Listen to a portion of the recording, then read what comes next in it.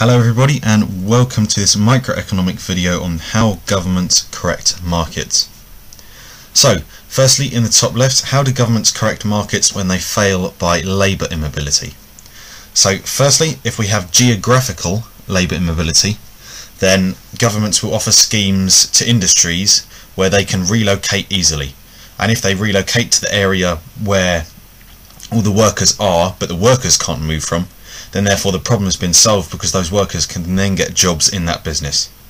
This also works for occupational labour immobility. If workers only can work in car factories, say, and all the local car factories shut down, then governments will offer industry subsidies to relocate to that town. So for example, they might offer Honda a subsidy to set up a factory in that town, and therefore occupational labour immobility has been solved. Occupational labour immobility can also be solved by widening a worker's skill set, and this can be done by training them and educating them in different skills. And finally, in order to correct geographical labour immobility, housing schemes can also be offered, and this is to correct the problem of regional house price differences. So for example, governments might offer to pay for 20% of all homes in London when somebody buys a home in London.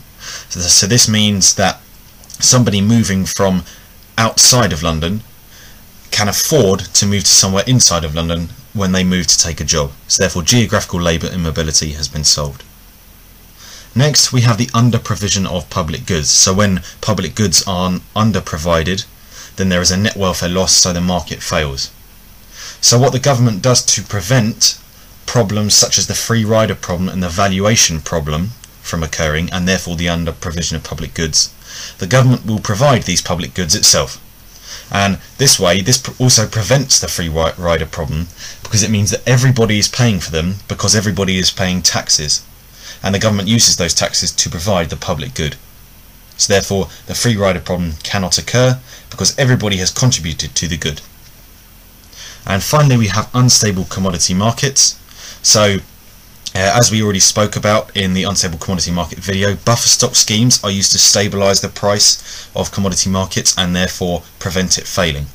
Also, these work hand in hand with minimum and maximum pricing aims. So when the price gets too high, governments will they will sell stock that they've already bought up to lower the price and stabilise it, and that's once it hits the maximum price they're willing to allow it.